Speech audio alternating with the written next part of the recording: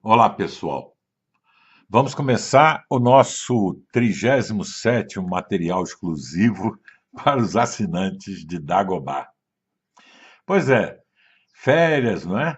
Início do ano, o noticiário totalmente dominado pela ideia, ou melhor, pelas notícias das organizações criminosas nos presídios, não é?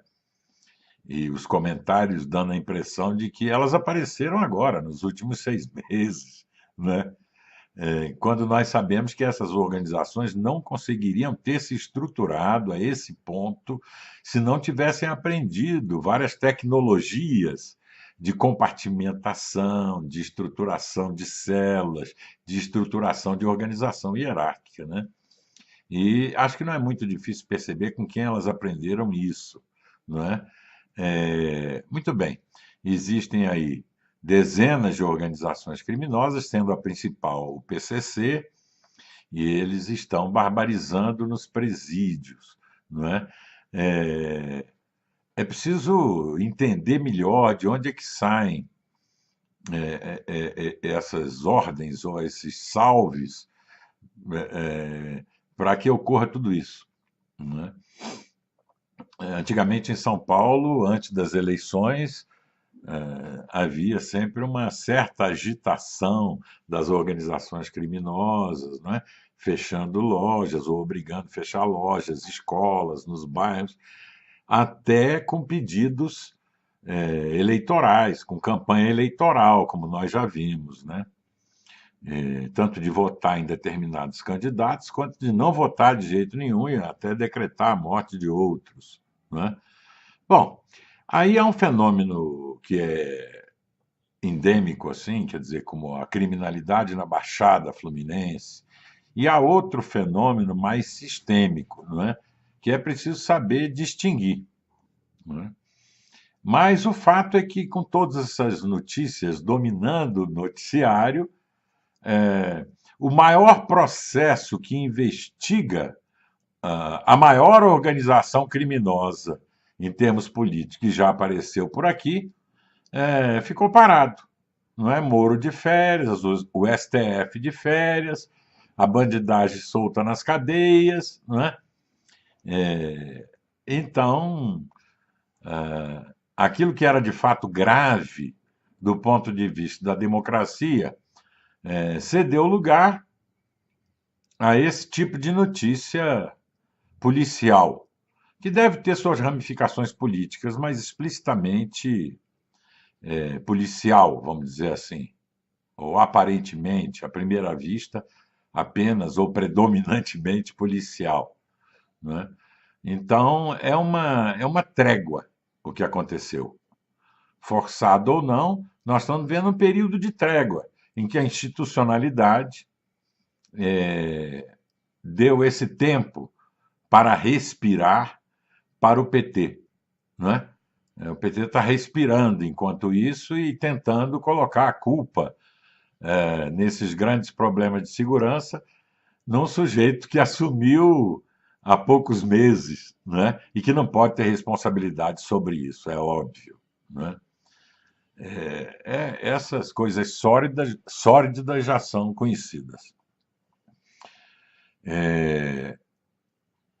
Mas deixando isso de lado, eu acho que seria bom comentar um pouco agora na passagem do governo dos Estados Unidos de Obama para Trump, né? Como é que estão assanhados os trumpistas brasileiros, né?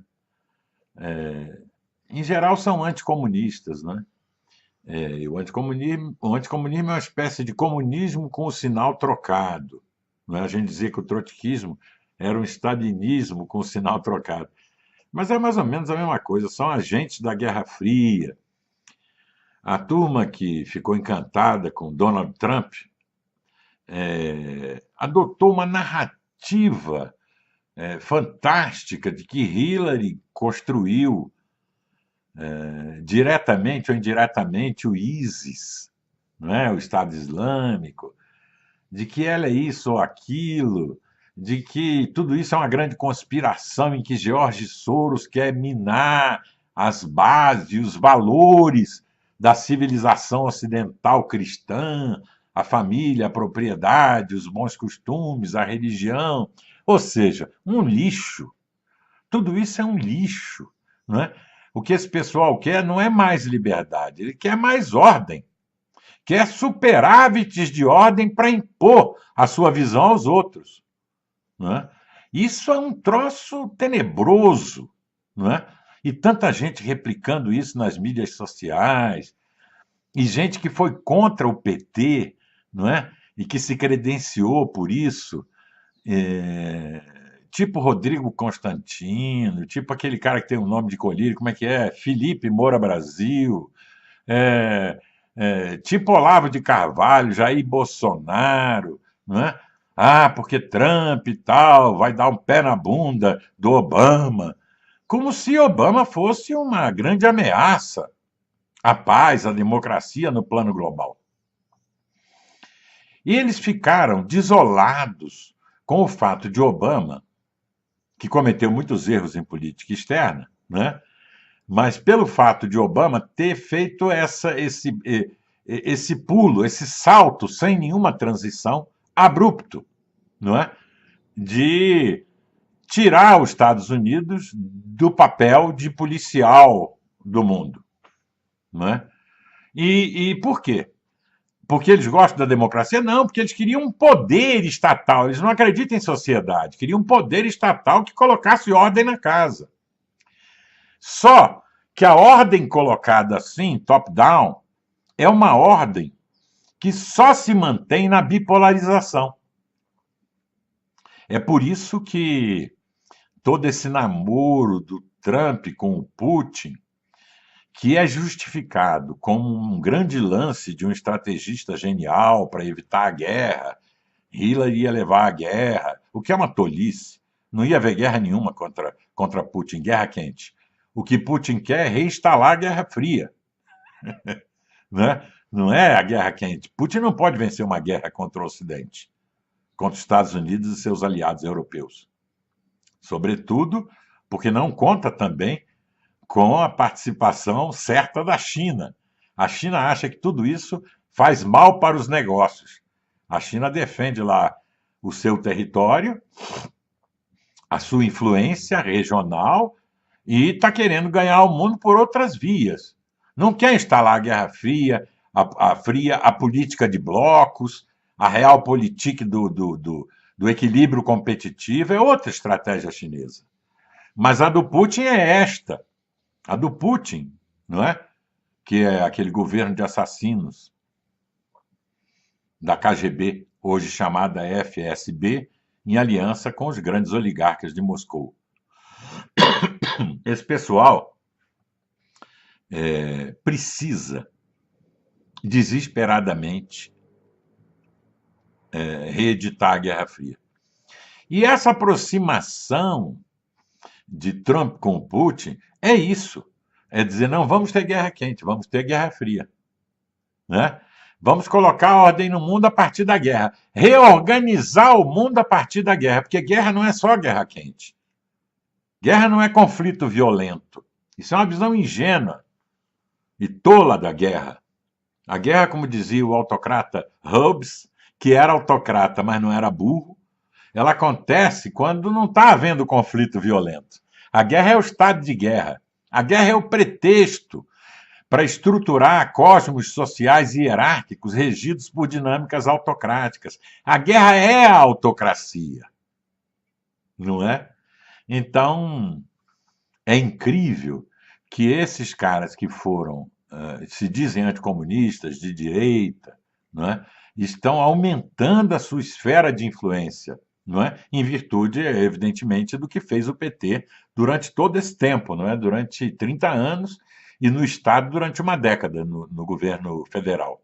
Não é? Então, essa reação é uma reação horrível, não é? Quando você lembra eles que Salazar, Franco, Pinochet, Videla, Médici, todos foram anticomunistas, se estivessem vivos, todos seriam contra o PT, Isso, não, isso significa que ser contra o PT não significa nada do ponto de vista da democracia, não é? Mas eles, navegando nessa onda contra o PT, não é? Estão reproduzindo um comportamento muito semelhante, quer dizer, ao do PT. O militante direitista se parece demais com o militante esquerdista, e porque são ambos agentes remanescentes da mentalidade da Guerra Fria, da ideia de que alguém tem que colocar ordem na casa, da ideia de que as sociedades não valem nada, o que vale é o poder do Estado, não é? Quando resolve domesticar a besta fera humana. Por trás disso tudo tem uma ideia de que existe uma besta fera humana que precisa ser domesticada, não é? Então, é lamentável ver o crescimento dessa esfera de influência desses analfabetos democráticos, não é? E agora nós temos isso como mais um ponto importante, uma força importante em qualquer análise de conjuntura. Existe uma corrente de opinião hoje, ela não era tão identificável assim, ou era muito minoritária, era desprezível, mas hoje não é desprezível. Existe uma corrente de opinião de direita autocrática, né? Mais uma vez, os democratas vão lá ficando imprensados entre duas pulsões democráticas: a pulsão dita revolucionária, né, que é estatista, e a pulsão dita conservadora, né, cujo o foco, a raiz é querer controlar o futuro pela repetição de passado. Essa é a operação. É uma engenharia no tempo, não é? Essa história dos conservadores, né?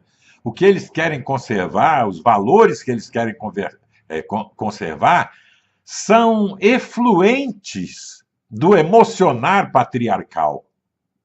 É por isso que eles ficam tão assim agitados com o gaysismo, com o nazifeminismo, com toda essa história, porque isso não é com a democracia que eles estão preocupados, é com balançar essas certezas, não é? De um mundo organizado de cima para baixo, não é? Então, isso não é uma boa notícia para os inovadores, né? O mundo vai ficar pior do que a, os distopistas pensaram, não é? O mundo vai ficar pior. Não é assim aquele cenário que o Bruce Sterling imaginou quando escreveu Islands in the Net, né, que no Brasil foi pessimamente traduzido como Piratas de Dados, né? Mas não é aquele cenário. Grandes corporações transnacionais controlando as informações, controlando o mundo, e toda aquela conversa surrada de terceiro mundo. Não é aquele cenário. Mas é um cenário, e nisso o Sterling acertou, de ilhas na rede. Na verdade, você tem, a rigor, 20 Estados-nações democráticos no mundo. Democráticos no sentido full, no sentido pleno. Com alguma boa vontade, você pode aumentar esse número para 40, não é? Incluindo outros países. Mas tirando as ilhas, tirando Kiribati, né? Tirando pequenos países como Luxemburgo, Liechtenstein, Andorra, Malta, são 2 dezenas de Estados-nações onde a democracia dos modernos funciona realmente. O resto nós conhecemos. E isso tudo convive, no outro lado, com 60 ditaduras. Não é? As ditaduras não diminuíram no século XXI. Podem fazer qualquer conta. As ditaduras aumentaram. Não é? E isso é realmente preocupante. Mas isso também significa, para reforçar a hipótese das ilhas na rede, que os lugares onde nós vamos ensaiar novas experiências de democracia, mais compatíveis com uma sociedade em rede, não são propriamente os Estados-nações. Ou vão ser pequenas cidades-estado, Estados-nações muito pequenos, como as ilhas e outras localidades que eu mencionei, ou vão ser unidades de governança que vão surgir ao largo, à margem, ou não sob um controle tão estrito dos 200 Estados-nações que hoje existem no mundo. Então, nós estamos condenados a ser navegantes, a pular de ilha em ilha, não é? Até para essas plataformas marítimas, né, que estão pensando, ou sei lá, o projeto Marte do Elon Musk, né? Mas isso, assim, em termos imaginários, é importante, né, a gente refletir, não é? Dentro da estrutura Estado-nação, é muito difícil você radicalizar a democracia ou caminhar para formas mais interativas de democracia. Né? Mas o mundo não se. Né? E qual é a grande novidade do tempo em que vivemos? É que os Estados-nações que existem, por mais poderosos que eles sejam, eles não conseguem mais evitar entre os dedos que surjam essas novas unidades, que experimentem modos de vida mais democráticos, no geral, mais democráticos. Então, vale a pena reler. Está lá no grupo Dagobah público, o grupo público Dagobah do Facebook, está lá pendurado o livro do Bruce Sterling para baixar. Vale a pena reler, 30 anos depois, aquele mundo que ele imaginou docemente em 1988, né? Porque esta componente da imaginação do Sterling permanece. Né? A crise da democracia representativa ou da democracia dos modernos é também a crise do Estado-nação. Aliás, ela sempre foi a crise do Estado-nação, desde que a democracia representativa começou a surgir no século XVII. Bom, até a próxima semana e um grande abraço.